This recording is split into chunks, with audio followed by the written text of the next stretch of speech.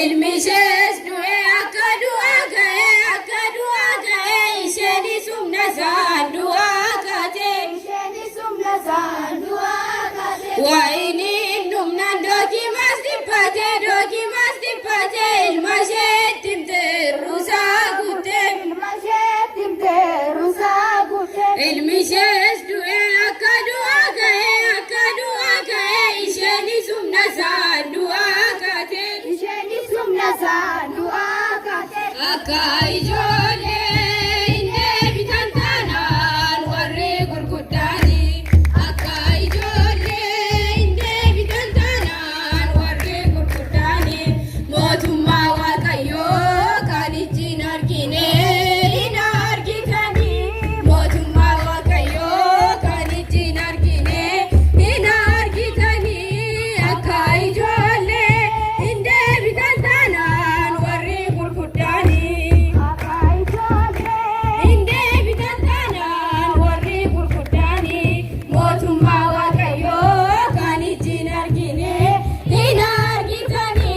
Mootummaa Waaqayyoo kan ijjiin argine hin argitani.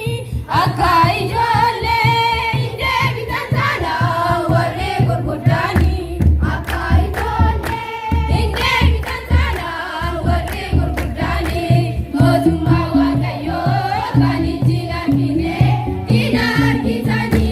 Mootummaa Waaqayyoo kan ijjiin argine hin argitani. Ijoollummaan koo nan naangeessine walaalummaan koo addanaan baasne galataan muuddee asnanaaf deetta gonfoo ulfinaa na badhaaseetta.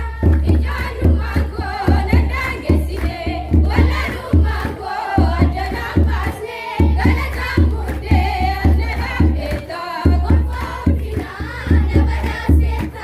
Galaata jira arraaba koorraa sitoo qindeessee na faana jira gosaa jalabsoo hidhee ka'eera kunoo dhaabadhee waltajjii keerraa.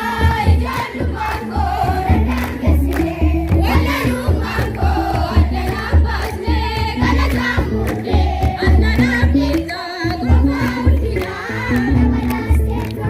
Narraa hiikaasee gogaa ijaalee akka atileetti nama agarsiisee babaa kee jalaa na guddiseetta filaannoo keetii arnamaaf jeetta. Ijoollummaan koo nan naangeessine walaalummaan koo addanaan baasne galataan muuddee asnanaaf deetta gonfoo ulfinaa na badhaaseetta. Namni yoo tuffatee daa'imummaa koo yaadni adda fayyaa abbaa koo kabaja kana sirraa